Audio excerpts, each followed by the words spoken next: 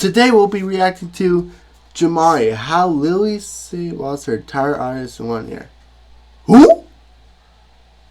I don't even know who this person is, so I just picked this out and thought at the time it would be interesting to watch, so. But without further ado, let's get it. So years ago, one of the hottest topics online was the downfall of YouTube titan Lilly Singh. Lilly is quite literally one of the most successful OG YouTubers from that era. You could almost call her like a female FouseyTube, only without the continuous crash outs and rises. That's why. You wanna have some fun tonight, babe? Honestly, her worst defense from the start has always been being kinda cringe. Some people say I look like Sean Paul, some people say I look like Lil Wayne. Young Moolah, baby. And really obsessed with her identity politics. You know, brown girls are Baby. And really obsessed with her identity politics. You know, brown girls in particular seem to be a species of their own, don't they? I'm sure at least once in his life, every brown... Okay. I thought she was mentioning my Broncos to flip. Alright, we good. brown guys ask, what the hell is going through the mind of that brown girl? Even from the very start, her content was always driven by the fact that she was Indian, often making skits and videos revolving around Indian stereotypes and tropes. This is why I also relate her to Fousey, because his early content was about being Arabic, and the common themes that are displayed in a family of that culture. Who do you think you are, little juicy? But as time went on, Lilly really embraced the meta of YouTube at the time, which was to broadcast yourself. She would hop on camera and rant to say something people found funny about a facet of our society. He loves you. You think his nipples don't get cold? No, his nipples get hella cold, but he'd rather have freaking snowball nipples than make you feel any bit of cold. And looking back on it, it's not like any of this content was necessarily groundbreaking, but for the time it was about on par with what you would expect from the platform. And in a lot of ways, Lilly was kinda leading the way, really being the mainstream voice for the Indian people. Now eventually Lilly would parlay this early fame into more like comedy skits, not so much just about being Indian. Okay, whoa, whoa. Just because we both have the same skin color, it doesn't mean we're the same. Yeah, we're our own people, okay? Stop comparing us. And I feel like this is where she really hit her stride and started becoming a more mainstream figure in the YouTube space. That was still a much more niche place 10 years ago, as was the concept of an influencer and being able to make a true living online. But Lilly was quickly becoming a millionaire, so she starts landing massive collaborations. She becomes friends with Ellen, she becomes friends with The Rock, and all of her videos were getting millions of views. But I'm launching my YouTube channel soon, and I just need a little bit of advice from the only person I can get it from, you. Right, of course, YouTube, and obviously I know YouTube. Yeah, YouTube's pretty much my world. It's pretty much like my tube, and I would love to help you get into my tube. I guess you could say she was definitely on her way to online superstardom, and she would actually continue this run for the OG years, casting that, amassing over 14 million subscribers on her YouTube channel, which at the time was obviously considered massive. I mean, even till this day, that is still pretty huge. But obviously we're now just in like a different era. I would say it's been like the Mr. Beastification of YouTube.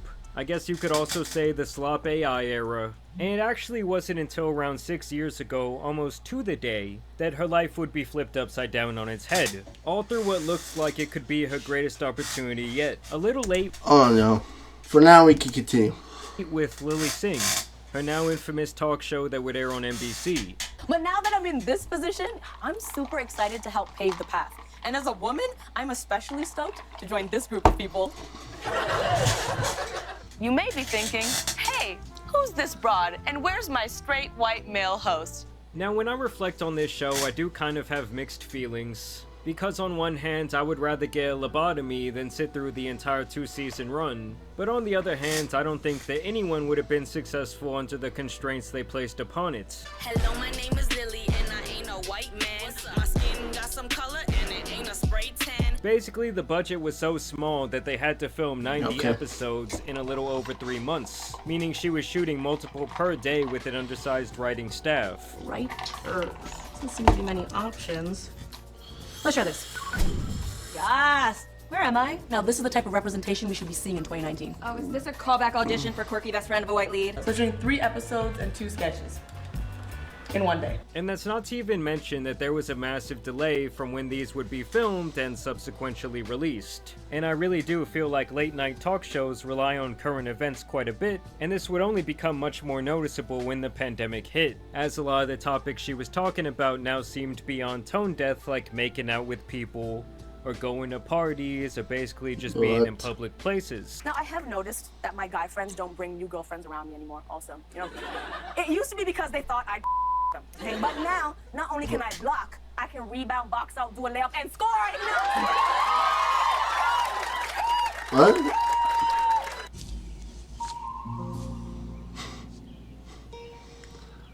What the fuck is this piece of shit? But beyond that, the biggest issue with the show, and now the biggest issue with her crumbling career, is that absolutely everything is purposely made with exclusivity and her perceived idea of equality in mind. Oh, crap. I swung the pendulum too far. Hate when that happens. Fine, you get one. Which basically equates to white people. Why does she always hate being white evil, people? You know, always being the butt of the joke. Oh. Propped up as if we are some sort of Make-A-Wish kids. You know, in Lily's mind, it's like we always need some sort of social savior. I understand that for some people, white people, seeing someone like me host a show is terrifying. I know you used to only Jimmy's in the spotlight, but I'ma throw some melanin up in your late night. Ball gown, okay. A little overkill, though. Maybe for when I win my Emmy. Which, let's be real, it's inevitable. Because a whole bunch of older white people voting for a brown girl will help them get praise from the media. My writer's room look like a mini United Nations. More than 50% women.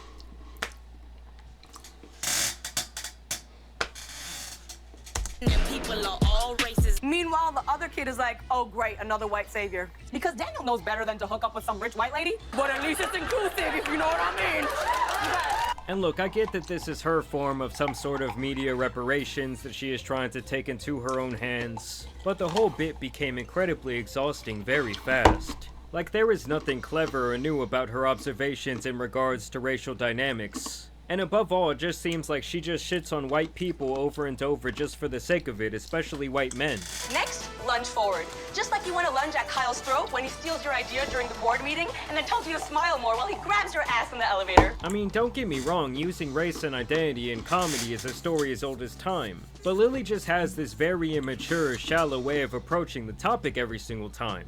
And I also find this all incredibly ironic, because she admits that when she initially was pitched this opportunity for this show, they really only wanted her because she was a bisexual woman of color. Let's break down this offer properly. Okay. And it was explained to me the machine that is late night and how historically late night hosts have all looked the same and talked about the same things. And this would be an opportunity to do something different and have someone different and kind of make history. And my ego likes making history. Like it does. You like to be the first to do things, right? By nature, I am that type of person that's like, oh, growing up, my parents told me not to do this. I absolutely have to do this. Like, I gravitate towards the rebellion always. I know this about myself. Something that she says over and over and over again. Bisexual woman of color. Bisexual woman of color gets late night show. Come on, I'm more than just a bisexual woman of color, okay? I almost legally changed Hold my on real quick. I'm trying to pay attention but deal with this trade. Fantasy football. name to bisexual woman of color. But now, thanks to me, your kids will grow up to be bisexual women of color talk show hosts. It's almost like when someone's trying to be in on the joke, when in reality they don't realize how hilariously ironic it is. And I think that she is incapable of doing so because her ego is so big. Now, needless to say, this show was a massive failure. The viewership was declining by the episode, and after 2 seasons they eventually canned her and her diversity justice crew. If you have a problem with me talking about being bi or a woman of color, that's fine. You're 100% entitled to your own opinion. And you can talk all about it on your TV show. Oh wait, you don't have one. Okay. Even beyond the issues with the actual content, I feel like her voice was often so grating, and hearing her go on these long monologues time and time again just killed my brain cells. And honestly, most of the time it seemed like she was just trying way too hard to be funny or relatable. I'm so single that sometimes I ghost myself just to feel any type of emotion. No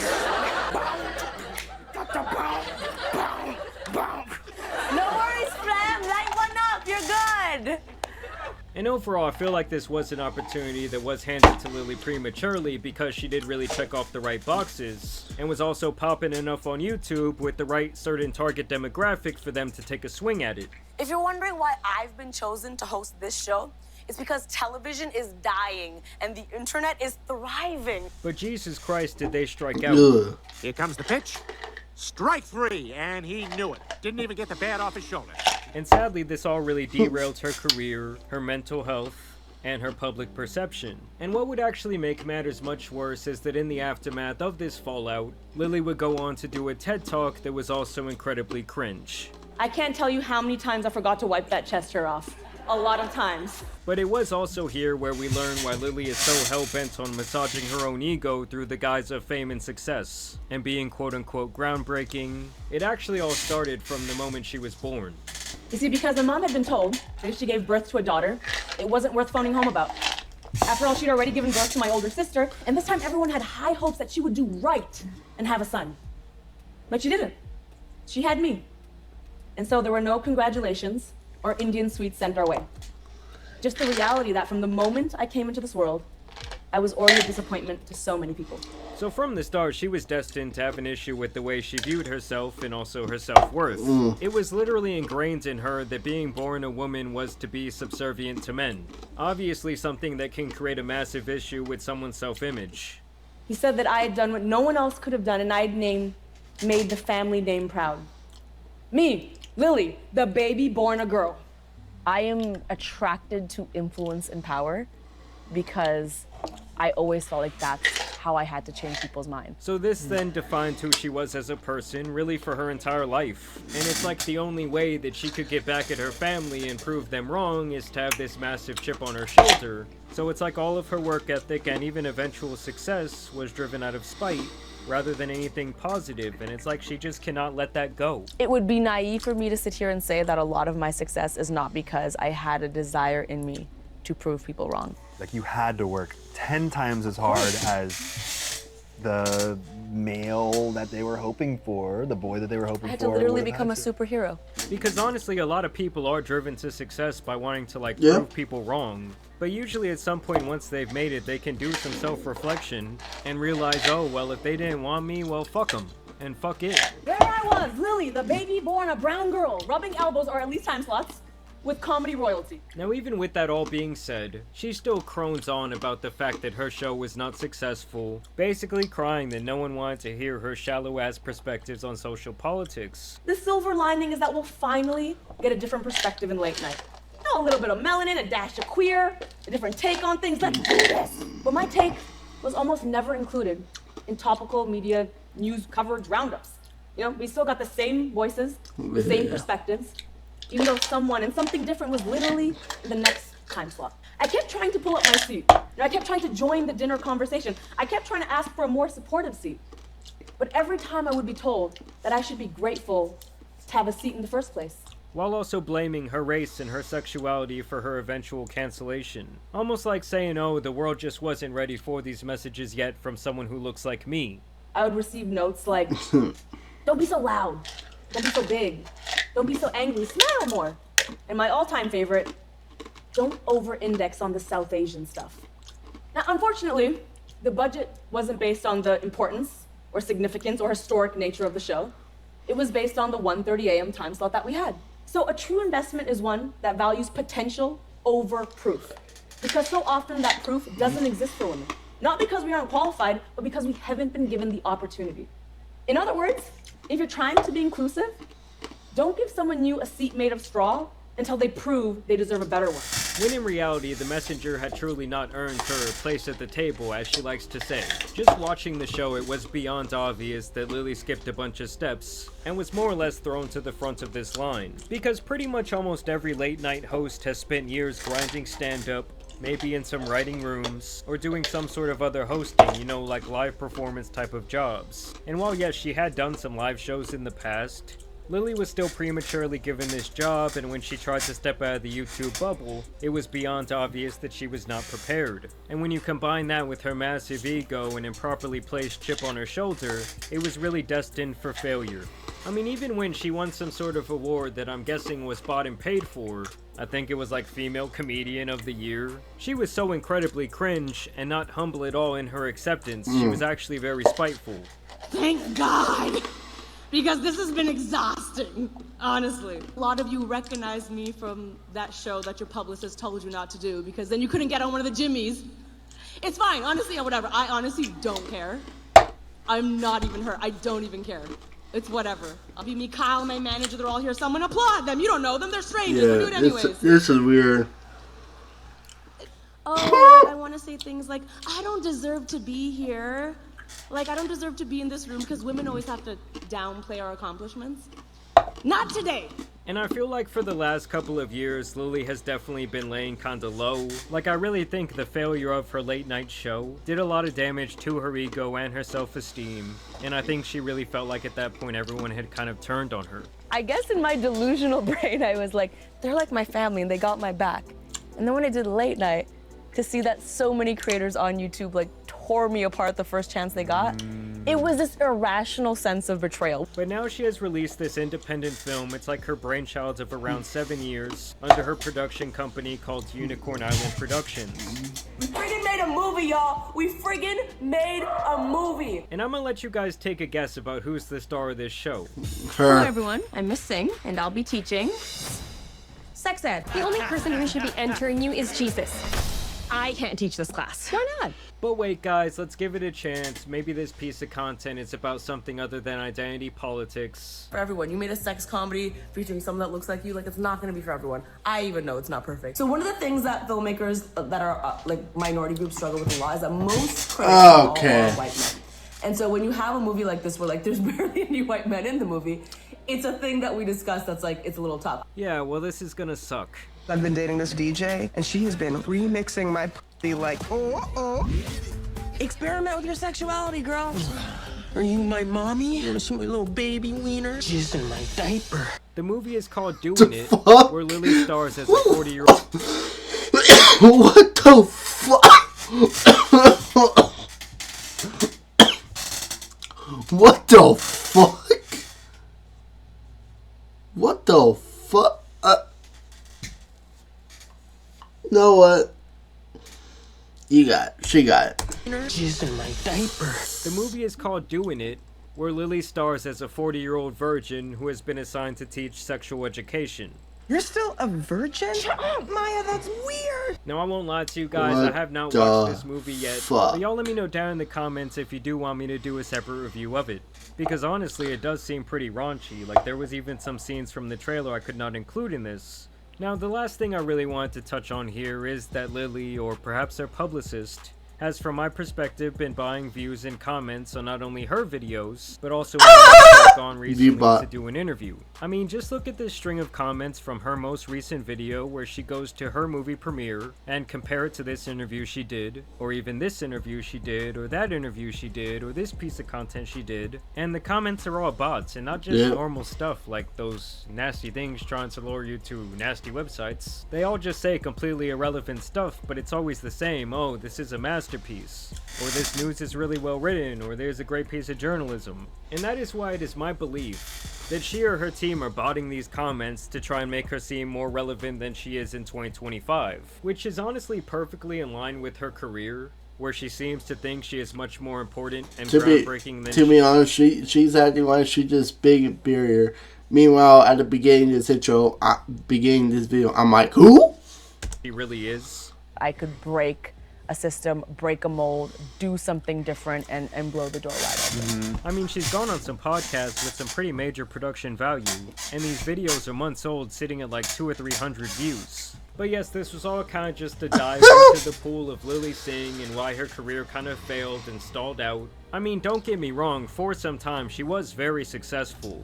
She did help pioneer and lay the ground of what YouTube would eventually become, and is at least part of the reason why some people have moved on and done decently well in the more mainstream space. But I do really think it's all a great lesson that sometimes what you think could be your greatest opportunity can actually totally derail your career and your life. So you really do have to be careful with what you say yes to, and I really think that you should never go all in on something just for the sake of making history, when in reality it really just all aided in a historical downfall. But either way, I want to know what you guys think about the career of Lilly Singh. I mean, Yeah, shout out to her. She paved the way for us creators, but